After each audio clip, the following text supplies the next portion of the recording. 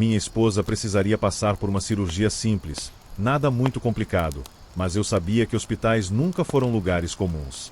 Algo no ar desses lugares sempre me incomodou, aquela mistura de silêncio, cheiro de remédios e a sensação de que algo invisível sempre está à espreita. Mesmo assim, me preparei para acompanhá-la, afinal, era meu dever estar ali para apoiá-la. Ao chegarmos ao hospital, fomos levados para um quarto pequeno, iluminado apenas pela luz fria dos corredores. As paredes eram brancas, mas pareciam carregar um tom acinzentado, talvez pela idade ou pelo peso das histórias que já haviam testemunhado ali. Mal coloquei os pés no ambiente e senti algo estranho. O ar estava denso, carregado, como se tivesse uma presença invisível preenchendo cada canto.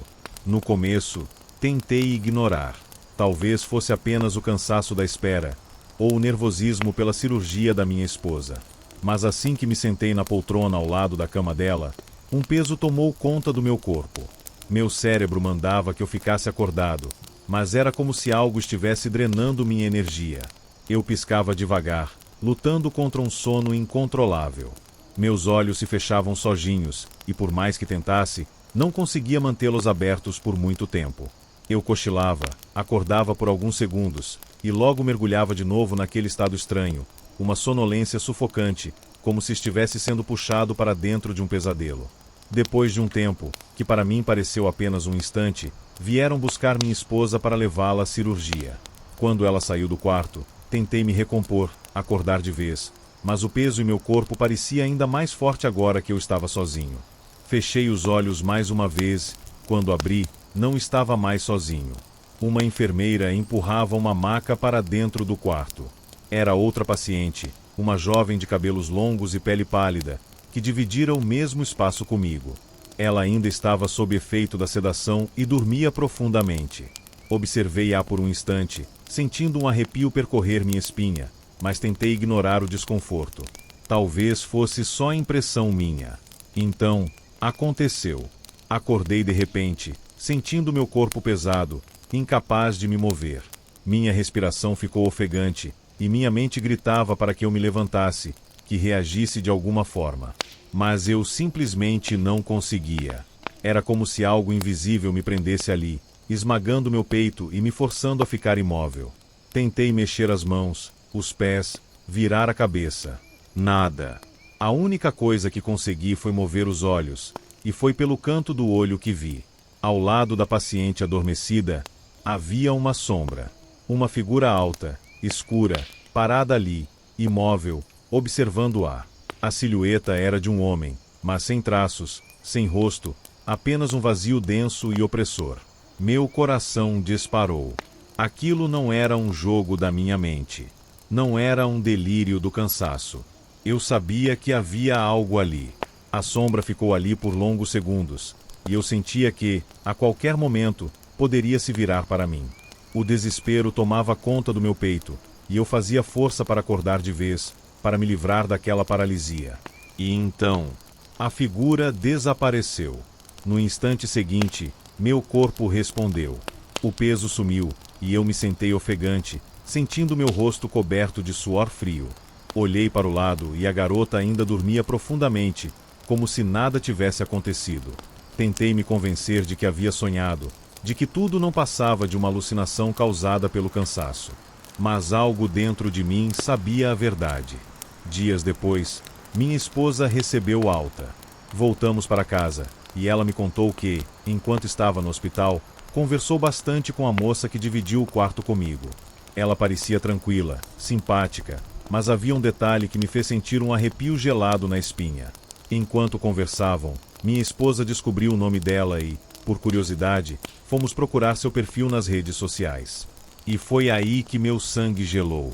Dias antes da cirurgia, a jovem havia publicado uma mensagem de luto pelo falecimento do avô. Minha mente voltou imediatamente para aquela noite, para a sombra ao lado da cama dela, para aquela presença observadora e silenciosa.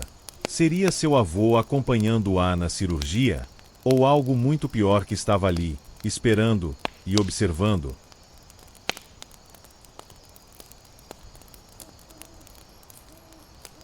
Meu nome é Adilson, tenho 52 anos e sou caminhoneiro desde os 20. Já rodei esse Brasil de ponta a ponta, Conheço cada estrada, cada atalho, cada perigo que um homem ao volante pode encontrar. Mas nada, absolutamente nada, me preparou para o que aconteceu certa noite na BR-163, num trecho quase deserto entre Mato Grosso e Pará. Era uma viagem longa, transportando madeira serrada. A previsão era de 3 dias de estrada até chegar ao destino. Eu já tinha feito aquele trajeto várias vezes, mas naquela noite algo parecia diferente.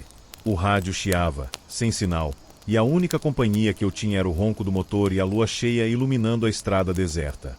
Por volta das 2 da manhã, avistei uma figura caminhando no acostamento. Era uma mulher, de vestido branco, cabelos compridos e pretos, andando descalça. Algo nela me incomodou de imediato. Caminhava devagar, mas parecia errada, como se os pés mal tocassem o chão. Diminui a velocidade e buzinei, só para avisar que estava passando. Ela parou e virou a cabeça em minha direção. Foi então que percebi. Ela não tinha olhos. Os buracos negros onde deviam estar os olhos pareciam me olhar, me perfurar.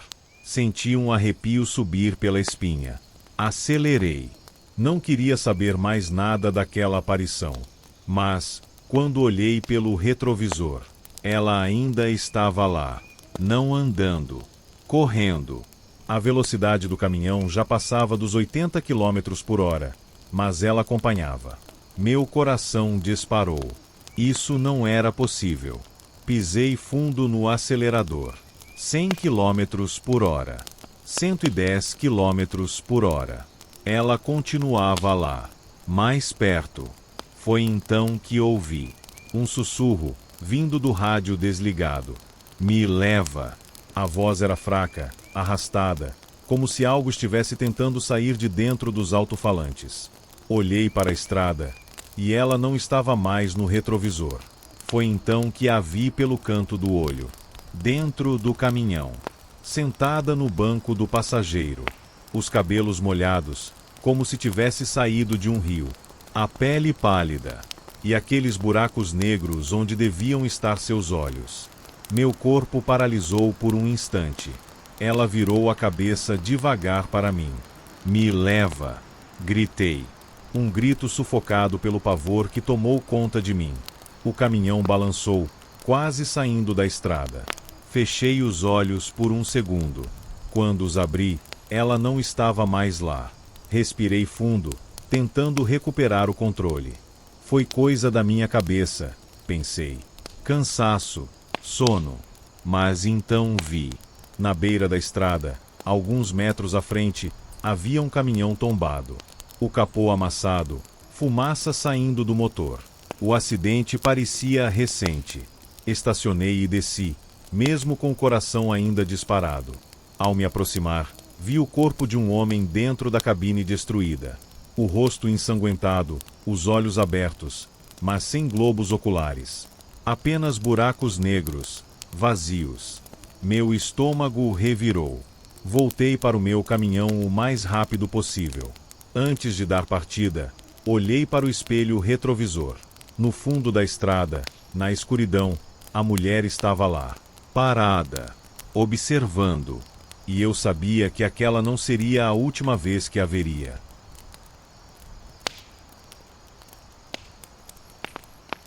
Meu nome é Larissa, tenho 27 anos e sou natural do interior de Minas Gerais.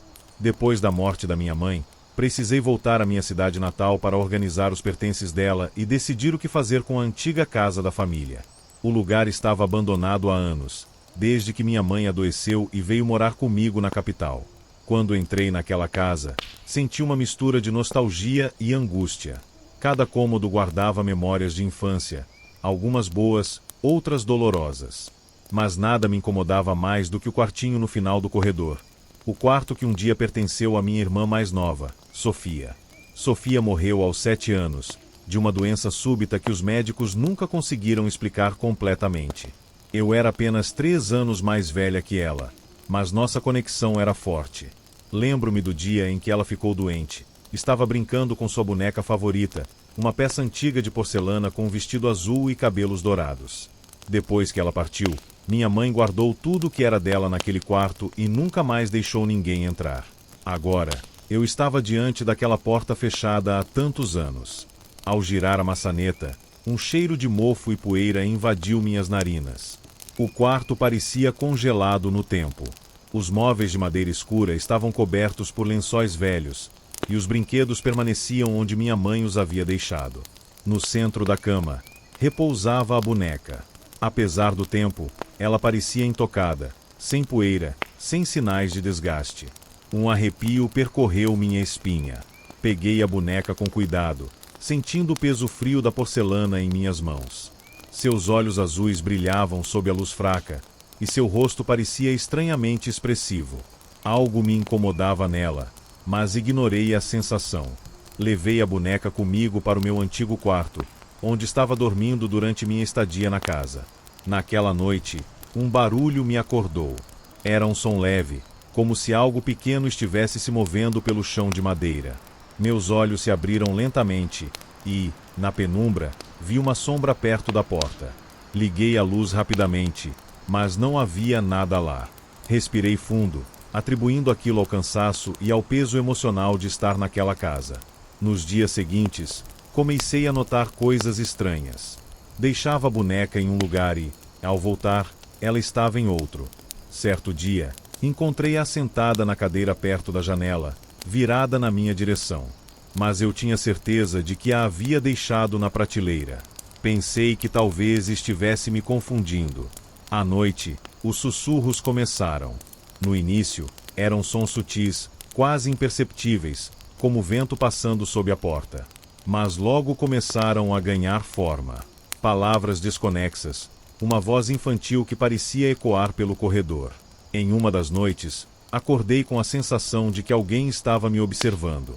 Meu coração disparou quando vi, na fraca luz da lua, a boneca caída no chão ao lado da cama. Decidi que não dormiria mais com ela no quarto. Peguei a boneca e a levei de volta para o quarto de Sofia, colocando-a cuidadosamente sobre a cama. Mas quando me virei para sair, ouvi um ruído suave atrás de mim. O som de algo se mexendo. Meus olhos se arregalaram ao ver que a boneca agora estava virada para mim. No dia seguinte, decidi vasculhar as caixas no quarto de minha irmã. Entre roupas e brinquedos antigos, encontrei um pequeno caderno de capa vermelha, o diário de Sofia. Sentei-me no chão e comecei a folhear as páginas amareladas. Era cheio de desenhos infantis e pequenas anotações sobre sua rotina. Mas, conforme avançava, os textos mudavam de tom. A boneca fala comigo. Ela me contou um segredo, mas disse que não posso contar para ninguém. Às vezes, ela se mexe sozinha. Eu disse para a mamãe, mas ela riu e disse que era só imaginação. Ontem à noite, acordei e ela estava sentada no meu travesseiro. Eu juro que não a deixei ali. A última página tinha apenas 3 palavras escritas repetidamente, como se Sofia tivesse tentado avisar alguém. Ela quer brincar. Senti um nó na garganta. Sofia nunca havia contado nada disso para mim ou para minha mãe. Era possível que sua doença repentina tivesse algo a ver com essa boneca? Minha mente tentava encontrar explicações lógicas, mas uma parte de mim sabia que havia algo errado. Tomei uma decisão. Me livraria da boneca. Naquela noite, peguei-a com um pano, evitando tocar diretamente nela, e saí para o quintal. Cavei um buraco perto da antiga árvore onde brincávamos quando éramos crianças. Enquanto jogava terra sobre a boneca, um vento gelado soprou ao meu redor, e um arrepio me percorreu a espinha. Voltei para dentro de casa e tranquei todas as portas. Pela primeira vez em dias, dormi profundamente. Na manhã seguinte, acordei com um peso no peito, uma sensação de que algo ainda estava errado. Caminhei até o quarto de Sofia para pegar o diário e guardá-lo comigo. Quando entrei, meu corpo congelou. A boneca estava de volta, sentada na cama, exatamente como antes. Um frio percorreu meu corpo inteiro. Meus joelhos fraquejaram, e a única coisa que consegui fazer foi correr para fora da casa. Naquele mesmo dia, liguei para uma imobiliária e vendi a propriedade. Nunca mais voltei. Alguns meses depois, recebi uma ligação do novo morador. Ele parecia nervoso. Perguntou-me se, por acaso, Eu havia deixado uma boneca na casa. Minha garganta secou. Ele disse que seu filho pequeno a encontrou no quintal, e que, desde então, ouvia risadas infantis à noite. Eu desliguei o telefone e rezei para nunca mais ouvir falar daquela boneca.